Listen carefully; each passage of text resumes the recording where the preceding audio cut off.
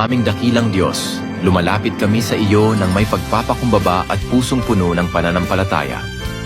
Itinataas namin sa iyo ang aming bansang Pilipinas at lahat ng mamamayan nito.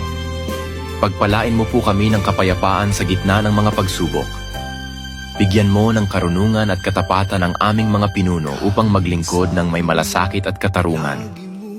Ipagkaloob mo po sa amin ang pagkakaisa, pagmamahalan, at malasakit sa isa't isa upang mapanatili ang kapayapaan at kaunlaran. Panginoon, patatagin mo ang aming pananampalataya, lalo na sa panahon ng pagsubok. Palakasin mo ang aming loob upang hindi kami panghinaan ng pag-asa. Pagalingin mo po ang may sakit, aliwin ang nalulungkot, at bigyan ng pag-asa ang mga nawawalan ng direksyon sa buhay. Panginoon, basbasan mo ang aming bayan ng saganang biyaya.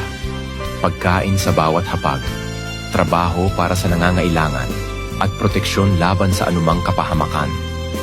Sa iyo po namin ipinagkakatiwala ang aming bansa.